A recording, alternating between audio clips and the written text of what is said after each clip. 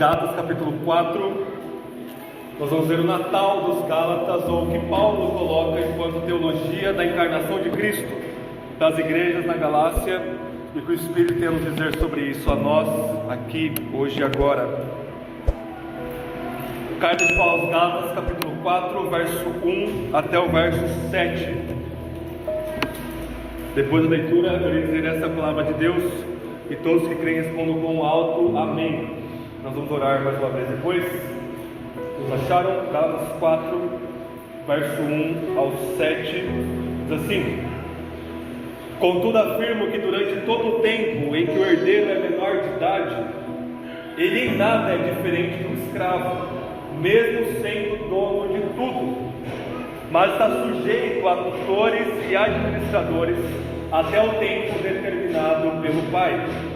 Assim também nós, quando éramos menores, estávamos debaixo da escravidão aos princípios elementares do mundo. Vindo, porém, a plenitude dos tempos, Deus enviou seu Filho, nascido de mulher, nascido debaixo da lei, para resgatar os que estavam debaixo da lei, a fim de que recebêssemos a adoção de filhos. E porque sois filhos, Deus enviou ao nosso coração o Espírito do seu Filho, que clama: Abba, Pai. Portanto, tu não és mais escravo, mas filho, e se és filho, és também herdeiro por obra de Deus.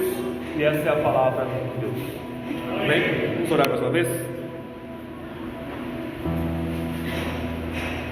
Senhor, um menino nasceu e um filho se nos deu, e o governo está sobre os seus ombros, e o seu nome é Maravilhoso Conselheiro, Deus Forte, Pai da Eternidade, Príncipe da Paz, e o seu governo não tem fim.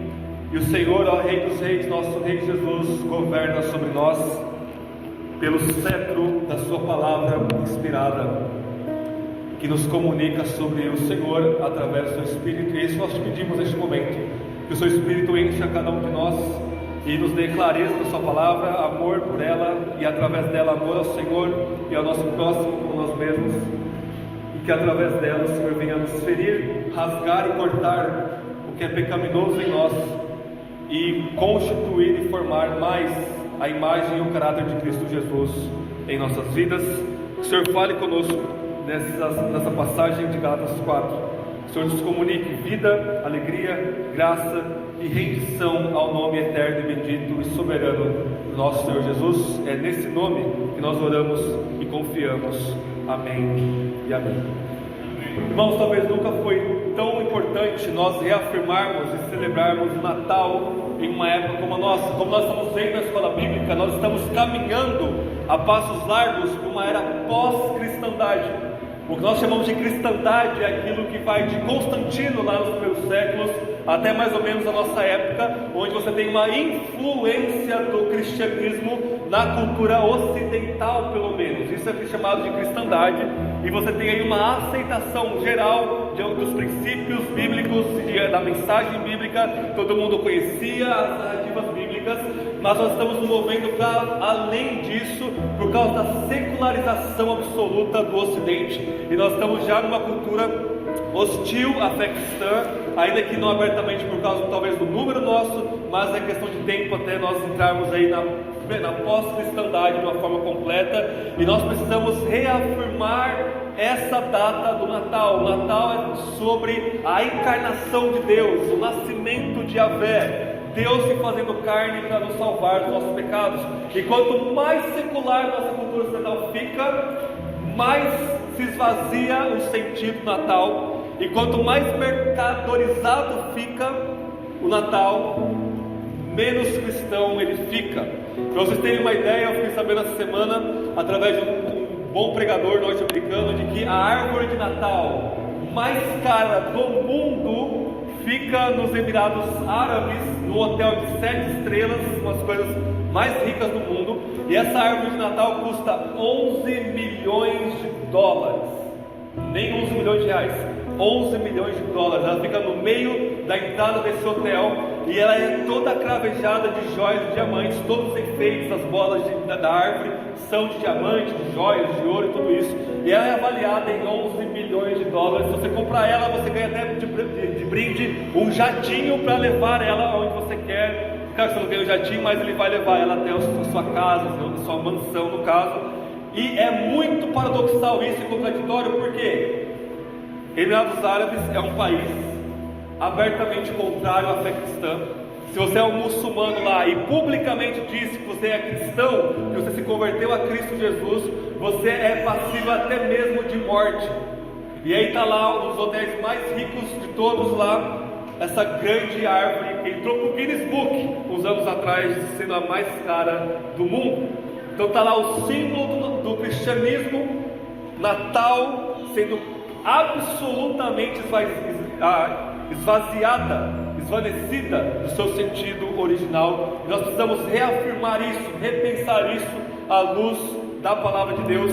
E aqui Gálatas 4 é um texto muito importante para nós pensarmos sobre o que significa teologicamente na nossa vida a encarnação do Verbo, a encarnação do Filho de Deus, Deus Filho para nós.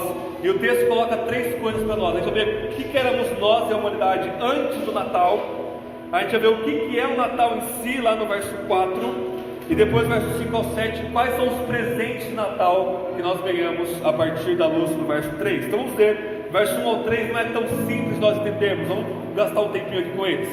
Vamos ler o verso 1 de novo de Gálatas 4. Contudo, afirmo que durante o tempo em que o herdeiro é menor de idade, ele em nada é diferente do escravo, mesmo sendo dono de tudo, mas está sujeito a tutores e administradores até o tempo determinado pelo pai.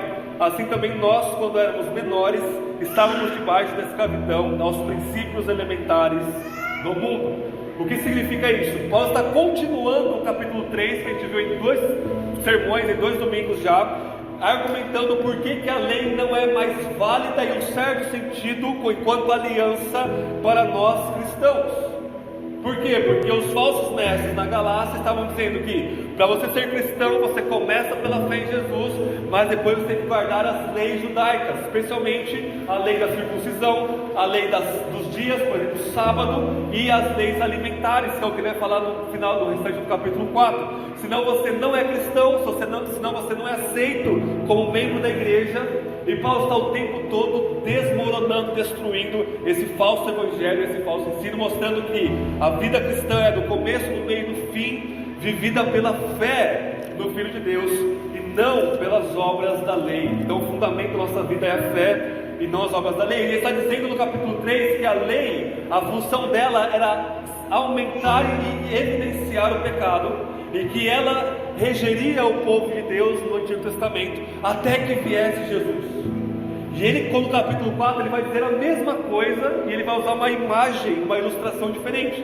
Ele vai dizer: olha, imagine uma casa aqui de algum romano importante, que é um sujeito que tem escravos, e ele tem ali os seus escravos, e a gente está vendo na escola bíblica que escravidão no primeiro século é muito diferente da escravidão, por exemplo, nos séculos anteriores ao nosso. Se você quiser ser médico, se você quiser ser professor, se você não tinha condições financeiras, você se colocava como escravo, como talvez em termos de hoje seria mais ou menos igual empregado, e alguém te patrocinaria e te pagaria para você estudar medicina, para você ser professor, para você fazer isso e aquilo.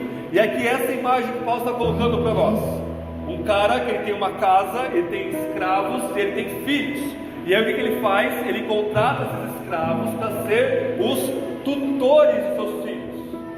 Homeschool aqui completo, né? Então os professores, eles iam ensinar em casa esse menino, essa menina, o que quer que seja, até que ele atingisse uma idade que o pai dissesse: não, agora eu vou dar a minha herança para ele, ele vai agora ser de maior idade. Era o pai que determinava isso no Império Romano. Então o menino, ele ficava lá debaixo da tutela dos escravos, que eram tutores, professores, pedagogos, que ensinariam tudo, ensinariam a lei romana, ensinariam os costumes, ensinariam sobre a família, ensinariam literatura, filosofia e o que quer que compusesse o currículo que o pai determinasse para os seus filhos. Era um professor particular que era também um escravo, era pago para isso enquanto escravo.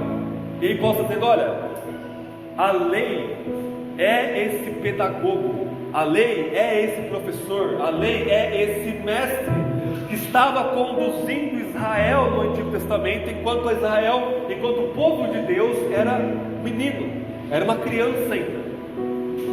Em outras palavras, Paulo vai argumentar o seguinte: olha, a lei, os tutores, o mestre guia, enquanto lei mosaica, lei de Moisés, ela serve muito com um propósito muito importante, ela é boa, ela é santa, e ela vai guiando o povo de Deus, mas até um tempo determinado, até que venha o Messias, ou seja, até que o povo de Deus ganhe maturidade na pessoa do verdadeiro israelita, do verdadeiro judeu, que é Jesus Cristo, nosso Senhor. É isso que Paulo está argumentando no verso 1 a 3. No Antigo Testamento, e nós antes também estávamos debaixo da lei, mas a lei ela vai nos conduzir até Jesus, se nós entendermos ela de forma adequada, e uma vez que nós chegamos até Jesus, nós não estamos mais debaixo da tutela desse mestre que é a lei. E eu já argumento para vocês vários sermões que todo o Antigo Testamento é a palavra de Deus para nós, mas enquanto aliança, enquanto distinguir o povo de Deus, ela não é mais válida. O que distingue o povo de Deus agora é fé em Jesus, uma fé genuína que sim, ao ser vista, vai cumprir toda a lei do Antigo Testamento. Mas é essa forma retroativa de olhar para a lei, e não no sentido de, circuncidará o seu menino, então ok, vou circuncidar o meu menino. Estou dizendo isso para vocês já há alguns sermões aqui na carta de Paulo aos Gálatas. E quando ele diz no final do verso 3, nós éramos escravos dos princípios elementares do mundo, essa expressão é muito difícil de ser traduzida, mas ele vai dizer no verso 8, 9 e 10, depois do mesmo capítulo 4, que esses princípios elementares do mundo são os princípios que regiam o mundo caído entre a queda de Adão e a vinda do Messias, nosso Senhor Jesus. Então, um judeu antes de Jesus estava debaixo do princípio elementar que era a lei mosaica, e o pagão, as outras nações todas do mundo, e os gálatas aqui, nós, antes da conversão, esses princípios elementares é o pecado, a escravidão ao pecado, a escravidão ao diabo, que ele vai dizer, a escravidão aos espíritos, a idolatria. Era isso que nos escravizava. Só que uma vez que Cristo vem ao mundo, e uma vez que nós vamos a Cristo pela fé, nós não estamos mais debaixo de nenhum dos princípios que regia o mundo antigo caído. Nós fazemos parte da nova criação. O novo princípio agora é a fé que atua pelo amor, Paulo vai dizer aqui em Gálatas 5:6, e é o próprio Cristo que é esse novo princípio, da qual nós estamos debaixo de Cristo, em Cristo, unidos a Ele. Então ele está dizendo, olha, o argumento de Paulo aqui no verso 1 ao 3, capítulo 4 é o seguinte: todo Israel estava debaixo da lei, veio Cristo e nos libertou da lei. Agora todos os pagãos estão debaixo do pecado, veio Cristo e nos libertou da escravidão do pecado, da escravidão ao diabo. E se você disser então que a salvação ela é continuada por você se colocar de novo debaixo da lei, o que vai acontecer? Você está se colocando, se tirando da nova criação, do princípio da nova criação que é Cristo, e se colocando no princípio da velha criação. E é por isso, olha que loucura isso daqui, gente, olha que paradoxal. Quando você se coloca debaixo do legalismo, você vai se afundar em pecado. Essa é a lógica de Paulo. Por quê? Se você quiser se colocar debaixo da lei como seu princípio regulador da vida, você vai estar se colocando também debaixo dos princípios do pecado e do diabo, porque é isso que marca a criação antes de Cristo. E é por isso que quando você se coloca como legalista, como não, a vida cristã agora é por obedecer leis e não pela fé em Jesus como base, você vai se ver se afundando numa ribanceira desenfreada de pecado. É por isso que aqueles que parecem mais legalistas, mais santos, que se vestem com uma capa de religiosidade, ora e mexe são pegos aí nos pecados mais escandalosos: pedofilia, estupro, abandono, roubo.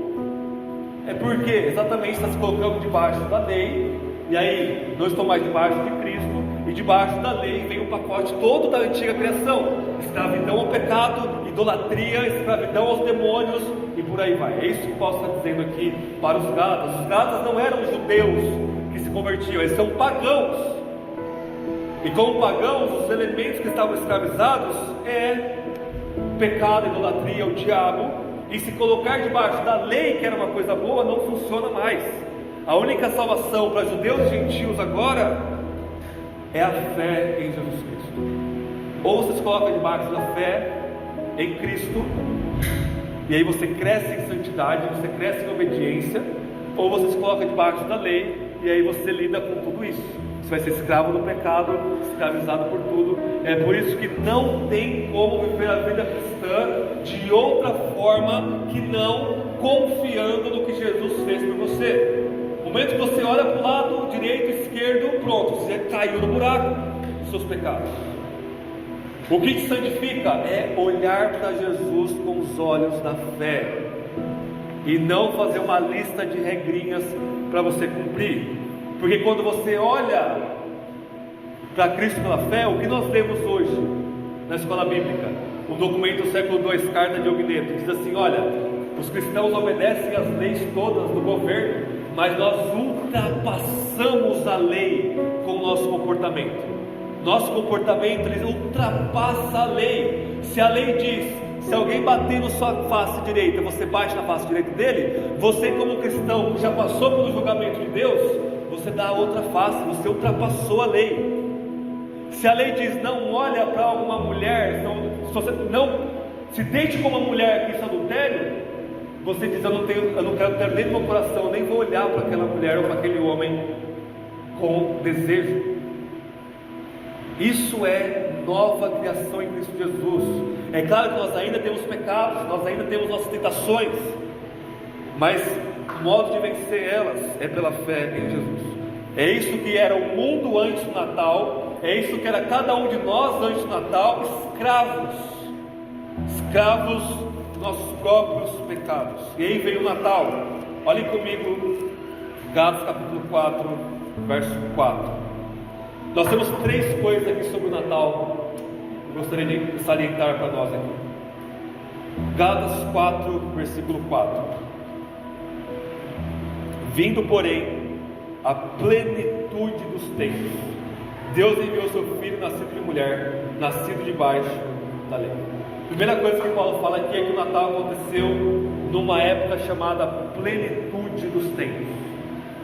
O que quer dizer isso? É como se o tempo tivesse simbolicamente enchendo um jarro, enchendo um copo, e na época do nascimento de Jesus, o copo já está cheio, está transbordando. O tempo da antiga criação reinar, do pecado reinar, chegou ao fim. A plenitude dos tempos, portanto, é o início do fim, é o início do fim dos tempos, é o início da nova criação. É com a encarnação de Cristo, é com o Natal, que o tempo chega ao seu fim, que o tempo encontra agora a nova era vindoura. A nova era vindoura irrompe no tempo, portanto o tempo transborda e assinala o fim dos tempos. Tudo que a lei apontava agora se cumpre em Jesus. O fim dos tempos chegou. Essa é a plenitude dos tempos. O fim dos tempos não vai acontecer 7 anos antes de voltar, como uma pior teologia que existe na América do Sul fala, uma das piores. Mas o fim dos tempos já começou há 2000 anos. É isso que a gente celebra no Natal, a plenitude dos tempos. O fim da escravidão à lei, ao pecado, ao diabo chegou ao seu fim. A plenitude dos tempos. Deus enviou o seu Filho, em segundo lugar, nascido de mulher. Veja, teologicamente falando, a nossa irmã chamada Maria, que foi mãe do nosso Senhor Jesus, ela, enquanto indivíduo, não tem nenhum sentido teológico no Novo Testamento.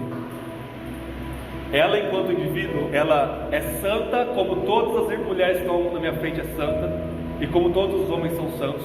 Ela era uma mulher piedosa, ela é uma mulher temente a Deus, e ela, o mais importante, ela era virgem quando nasceu. Então o que é teologicamente importante? O nascimento é a virgindade de Maria, para de alguma forma não passar o pecado de Adão para o nosso Senhor Jesus. O Espírito Santo é quem gerou o feto humano de Cristo no ventre de Maria.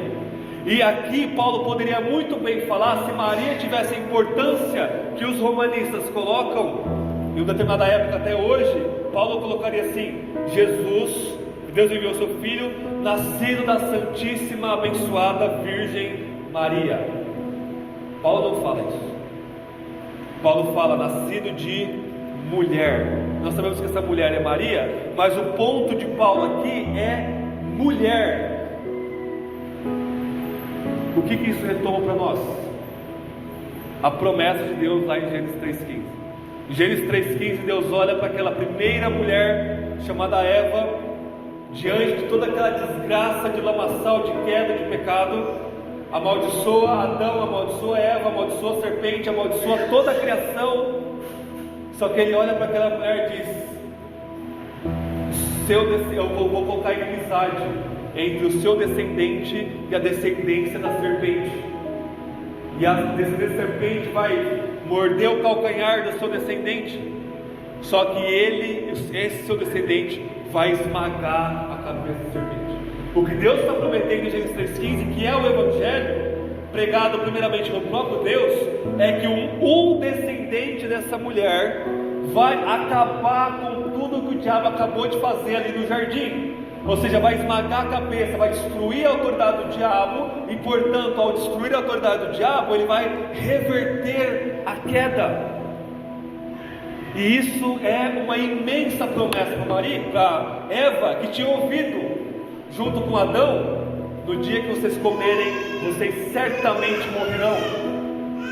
Então a morte estava sendo esperada, a maldição já tinha sido pronunciada, mas em vez disso eles ouvem o Evangelho.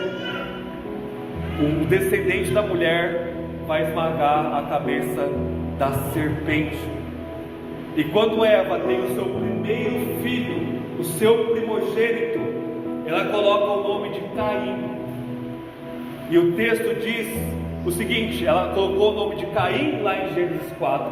Por quê? Ela diz: eu alcancei do Senhor um menino homem, um filho homem. O que quer dizer isso? Eva esperava que o seu descendente imediato, o seu primeiro filho, fosse aquele que Deus tinha prometido. Deus não especificou qual que seria, então é melhor que seja o primeiro, para a gente já voltar para o jardim logo. Então, quando Eva colocava os seus olhos sobre aquele menino chamado Caim, o seu primogênito, ela se enchia de alegria. Falou: esse é o Messias. Claro que ela não falaria Messias, mas esse é o menino que Deus prometeu. Esse é o meu descendente, é ele que vai esmagar a cabeça da serpente, é ele que vai vencer. O que Caim faz? Mata o seu irmão Abel e se coloca, portanto, como um descendente da serpente. A narrativa continua e Eva engravida de novo e tem um filho chamado Sete. As esperanças estão todas de novo nesse filho chamado Sete. Não vem. Depois a esperança de novo vem de um descendente de Adão chamado Noé. Ele se chama Noé. Por quê? Porque ele vai nos dar descanso. Olha que maravilha. Noé é o filho da mulher que vai nos dar descanso, que vai reverter esse trabalho da queda.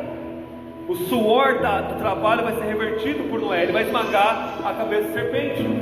E de fato Deus chama Noé, Deus chama sua família, destrói o mundo todo com o dilúvio. Noé sai da arca do Monte Ararat como novo Adão, como rei sacerdote, oferece sacrifício no Monte Ararat a Deus. E todo mundo, se você lê a Bíblia sem saber de nada, você vai ter que dizer: não, agora sim o menino nasceu, o descendente chegou. Esse menino, com todo respeito, acaba como um velho bêbado e pelado. Não pode ser ele. Deus chama Abraão, não pode ser Abraão. Isaac e Jacó, piorou. Quem que é esse menino, esse descendente? Às vezes não é um descendente, é uma descendência toda. Então o povo de Israel todo que vai esmagar a cabeça da serpente. Israel está escravizado no Egito, está escravizado pelo próprio diabo, na pessoa do faraó. Deus chama mais um menino, nascido das águas, tirado das águas, Moisés. Esse vai ser um descendente da mulher. Quando Moisés volta para o Egito com 80 anos, opera todas aquelas 10 pragas, mostrando que está esmagando a cabeça da serpente. Deus abre o mar diante dele, e quando ele, Israel, passa pelo mar, e a serpente quase encarnada na pessoa do faraó, é esmagada pelo mar. Você tem ali um começo de cumprimento do esmagamento da cabeça da serpente. Você fala, não, agora sim, com Israel e com Moisés, a coisa vai ficar, a coisa vai ser revertida, a nova criação vai chegar, o fim dos tempos chegou, a promessa vai ser cumprida, glória a Deus por isso. Moisés peca, não entra na terra prometida, Israel nem se fala, constrói um bezerro de ouro, enquanto Moisés estava no cume do monte Sinai recebendo a lei. Não é Moisés, não é Israel, não é Davi, o rei que Deus escolheu, apontou para Samuel ungir, um homem segundo o seu coração, que mata Golias. Golias estava vestido com uma armadura, o texto hebraico diz que era uma armadura que parecia escamas de uma serpente. Golias era uma prefiguração da própria serpente no jardim. Davi arranca a cabeça daquela serpente com a sua espada, com a espada da própria serpente do Golias. Davi é o filho da mulher, um adúltero, um assassino, um sujeito com as mãos sujas de sangue. Então com certeza é seu filho Salomão. Olha só, trouxe a maior paz de todos os tempos. É como se o Éden tivesse restaurado, construiu o templo. Salomão termina lá com suas 1000 mulheres em idolatria. Não é o filho da mulher. E todos os descendentes de Salomão, todos os filhos de Davi depois, só se afundam no pecado. E a expectativa está ardendo no coração de Israel. Onde está a promessa de Deus? Já se fazem milhares de anos. A gente não sabe quanto tempo passou entre a queda e ao nascimento de Cristo, ainda que alguns vão especular, mas não tem como saber. E Paulo diz, na plenitude dos tempos, finalmente Deus enviou o seu filho, nascido de mulher. Finalmente, aquele que Deus prometeu para Eva nasce, esmaga a cabeça da serpente, vence, inaugura a nova criação e nos salva. Demorou tanto tempo, mas Deus cumpriu a sua palavra. Deus trouxe o Natal para nós.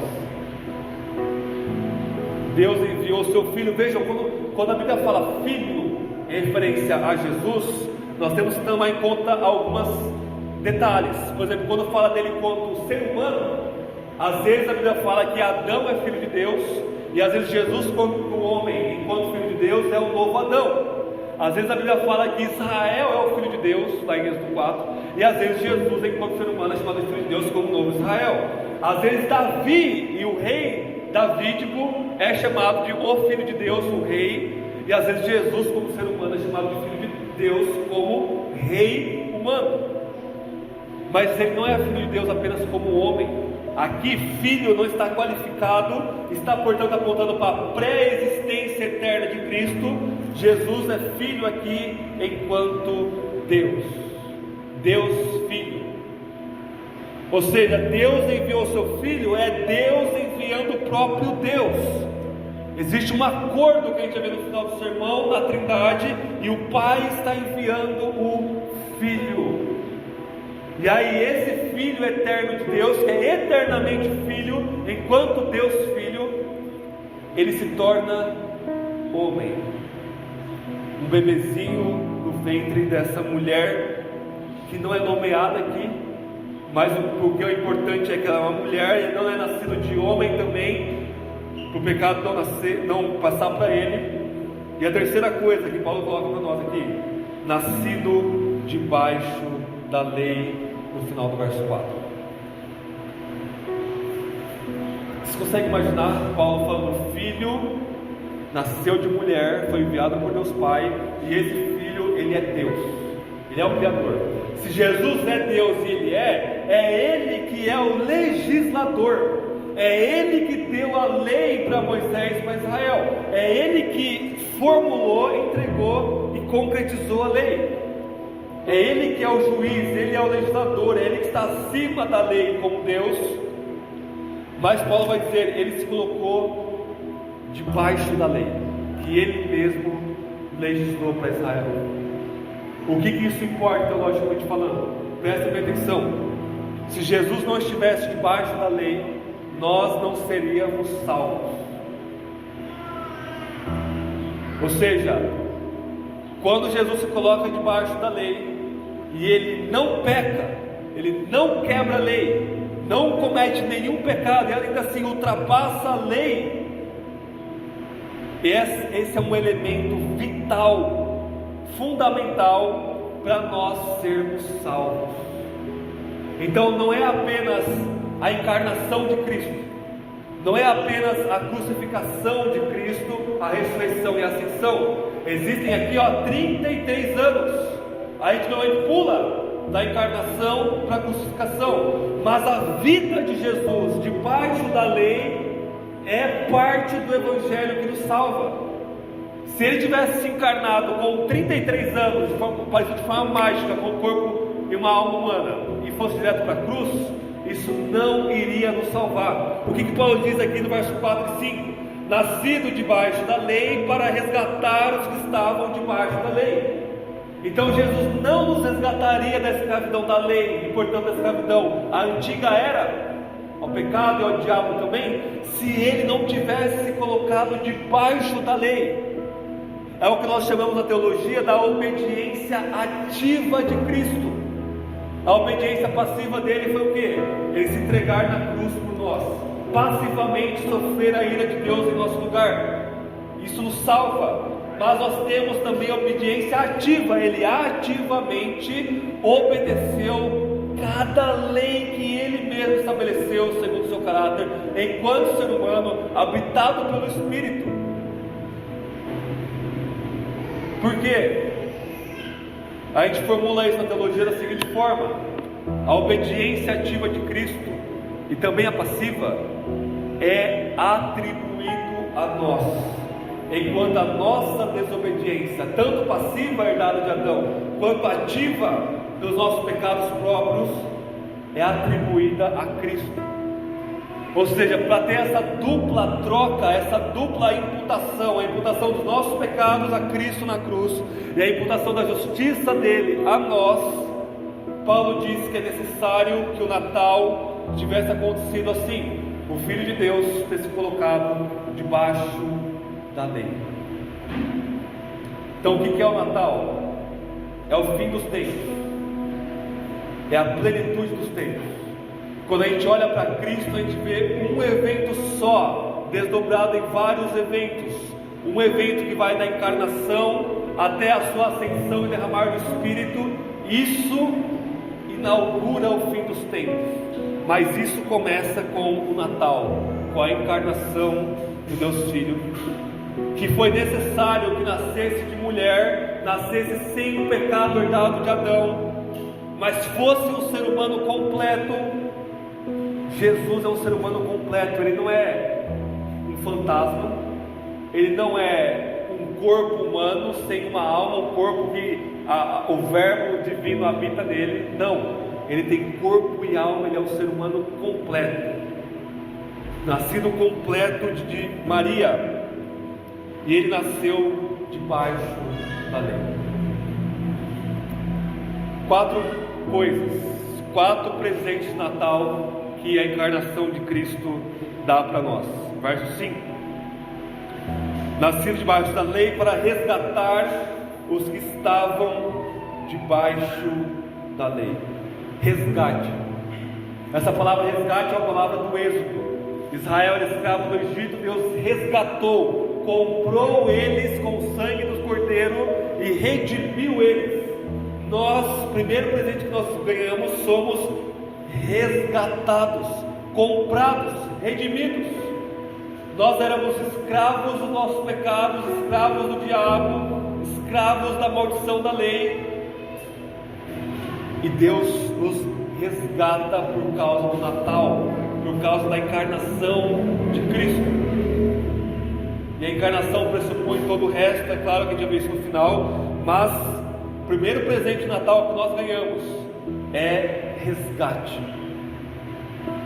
O sangue do Filho de Deus derramado por nós nos compra, nos resgata, nos redime da escravidão de tudo aquilo que é contrário e inimigo a Deus. Esse é o primeiro presente que nós ganhamos. Continuando o verso 5: a fim de que recebêssemos a adoção de filhos.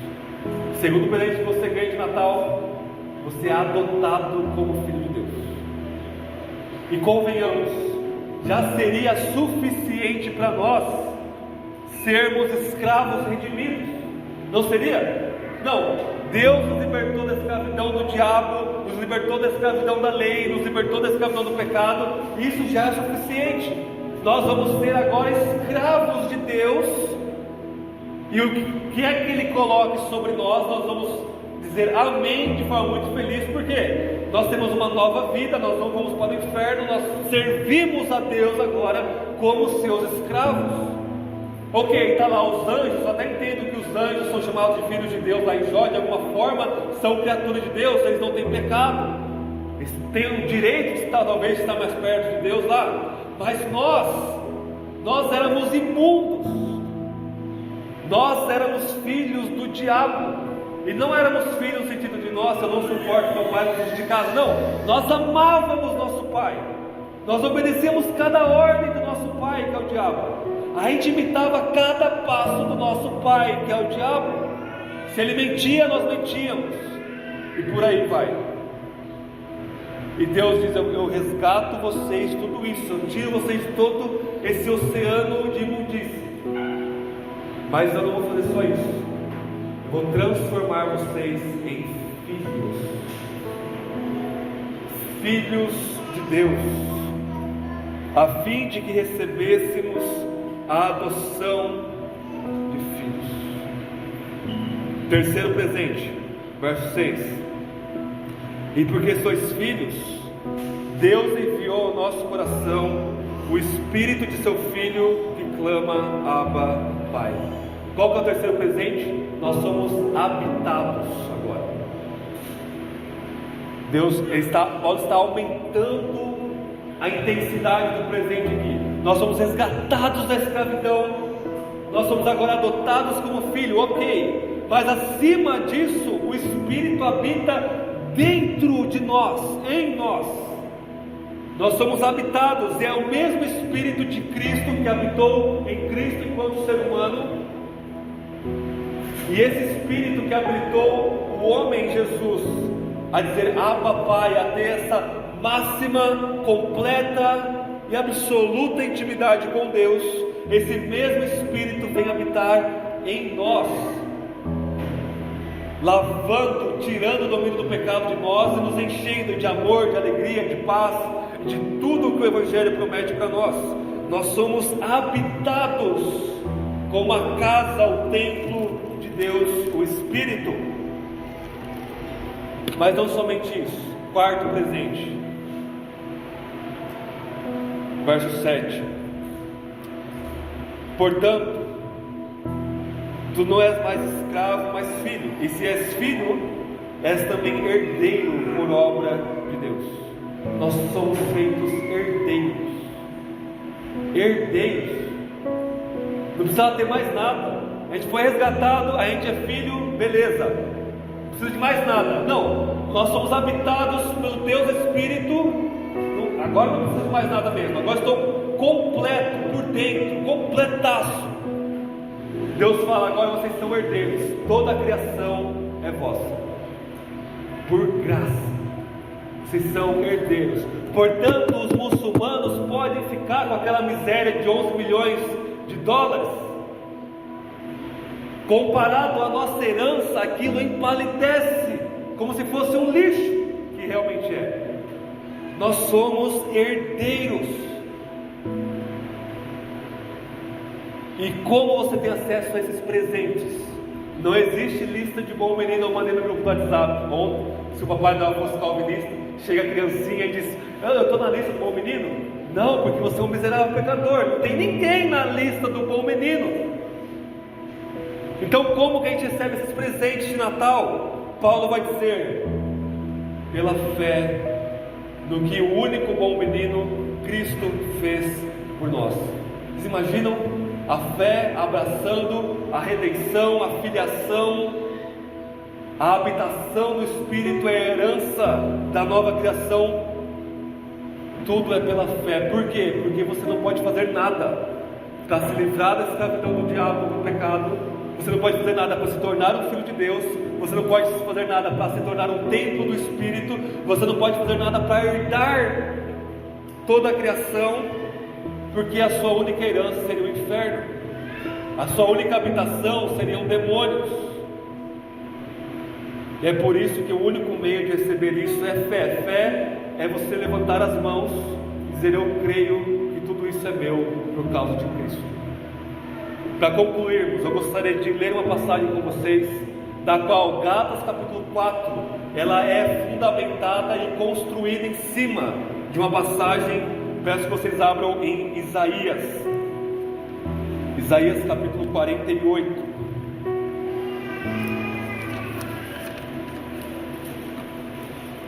Já vão abrindo aí, eu já vou ler a passagem para nós. Eu deixem aberto em Isaías 48. Nós vamos terminar lendo. Eu gostaria de propor uma conclusão de alguns passos para nós sobre o Natal lá em Gálatas capítulo 4. A primeira coisa é que o Natal pressupõe a cruz e a ressurreição. Ou seja, quando a gente fala de um ato redentor de Cristo por nós, a gente está falando do pacote completo. Essa é a primeira coisa. Não é apenas a encarnação, não é apenas a cruz, não é apenas a ressurreição, é tudo isso junto, a sua vida, a sua ascensão. O Natal pressupõe toda a obra redentora de Cristo. E é por isso que Paulo vai dizer que o nascimento de Cristo nos resgata da lei, porque isso já aponta para a cruz. Dito isso, segunda coisa mais importante, o Natal é uma missão da Trindade, do Deus triuno. Vocês viram lá em Gálatas, Deus Pai enviou o seu Filho para nos redimir, e Deus Pai envia o Espírito do seu Filho para habitar em nós e para nós clamarmos Abba Pai junto com Jesus. Então toda a Trindade, Deus Trino, está envolvido no Natal, e portanto o Natal é a missão do Pai, do Filho e do Espírito. E uma vez que o Natal já engloba o pacote completo do Evangelho, é a missão da Trindade, o Natal é a única coisa que pode dar sentido nas nossas vidas, porque é uma missão. Missão envolve intencionalidade, portanto envolve propósito, portanto envolve sentido. Sem o Natal, qual que é o sentido do Natal? O sentido do Natal é que sem o Natal nada faz sentido. Esse é o sentido do Natal. Sem o Natal nada faz sentido. Agora leiamos Isaías capítulo 48, verso 16 e 17. Aqui é o próprio Messias falando, é o próprio Filho de Deus falando aqui em Isaías 48, 16, dizendo: chegai-vos a mim, ouvi isto, não falei em segredo desde o princípio, eu estava ali desde o tempo em que aquilo se fez. O Messias falando que estava junto com Deus na criação. Ele diz: e agora o Senhor Deus me enviou juntamente com o seu Espírito. É isso que Paulo diz lá em Gálatas. Deus enviou o Messias, seu Filho e o Espírito. Esse é o fundamento lá de Gálatas. Paulo está pensando em Isaías 48, 16. E olha o que diz o verso 17: assim diz o Senhor, o teu Redentor, o Santo de Israel: eu sou o Senhor teu Deus, que te ensina o que é útil e te guia pelo caminho que deves andar. Paulo vai dizer lá em Gálatas 5 depois: é o Espírito que nos guia no caminho que nós devemos andar. Mas olha só, Deus está dizendo: é eu que te ensino aquilo que é útil. A palavra, tanto no hebraico quanto no português, útil é aquilo que tem sentido, aquilo que é proveitoso. Ou seja, por causa de Deus ter enviado o seu Filho e o Espírito, verso 16 de Isaías 48, Deus vai guiar o seu povo e ensinar aquilo que é útil. Sem o Natal, nada faria sentido, estaremos todos condenados. Mas a nível seu, individual, a sua vida não faz sentido sem o Natal. Não somente não faz sentido, como não vale nada. Não somente não vale nada, como é inútil. Paulo vai dizer em Romanos 3: todos são inúteis fora de Cristo. Então você pode trabalhar, você pode estudar, você pode ter família, você pode não ter família, você pode viajar o mundo todo, você pode se trancar no seu quarto, independente do que você faça. Sem o Natal, nada faz sentido, nada é útil, tudo está te levando para baixo, para a condenação eterna. Portanto, renda-se ao Natal, renda-se ao Deus encarnado, e Ele vai te ensinar uma vida plena de alegria, o que significa ser filho e clamar Abba Pai, o que significa ser habitado pelo Espírito, e nós aguardamos a nossa herança por graça. Esse é o sentido do Natal. Amém? Vamos orar? Tem um breve momento de oração silenciosa, onde eu vou orar para encerrar o sermão. Corra para Cristo pela fé, se arrependa dos seus pecados nesse momento, e Ele nos abraça a todos.